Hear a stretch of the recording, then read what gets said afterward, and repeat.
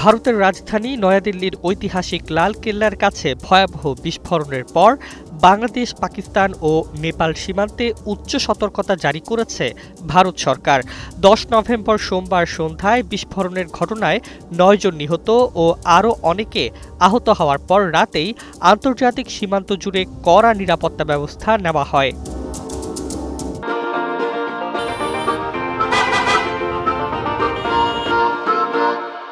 ভারতীয় সংবাদ মাধ্যম ইন্ডিয়া টুডে জানায়, সীমান্ত নিরাপত্তা বাহিনী পাঞ্জাবের ভারত পাকিস্তান সীমান্তে নজরদারি বাড়িয়েছে।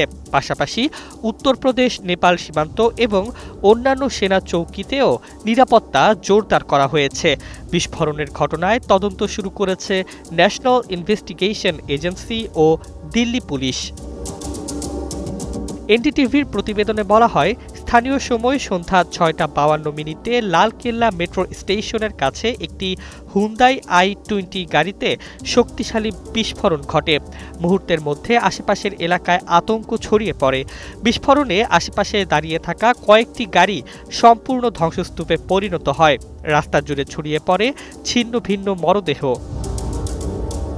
দিল্লির উপপ্রধান অগ্নি নির্বাপক কর্মকর্তা এ.কে. মালিক জানান, আগুনের খবর পাওয়ার পর দ্রুত ঘটনাস্থলে পৌঁছে কাজ শুরু করা হয় এবং সন্ধ্যা ৭টা ২৯ আগুন নিয়ন্ত্রণে আনা সম্ভব হয়। বিস্ফোরণের পর লালকেল্লা ও পার্শ্ববর্তী এলাকায় বিপুল সংখ্যক পুলিশ ও নিরাপত্তা কর্মী মোতায়েন করা হয়েছে।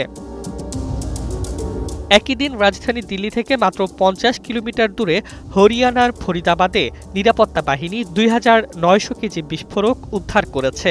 ঘটনার পর ন্যাশনাল সিকিউরিটি গার্ড মোতায়েন করা হয়েছে। তবে বিস্ফোরণের কারণ এখনও নিশ্চিতভাবে জানা যায়নি। দিল্লি পুলিশ বলেছে, সব দিক খতিয়ে দেখা হচ্ছে। দেশের সর্বত্র নিরাপত্তা সর্বোচ্চ পর্যায়ে রাখা হয়েছে।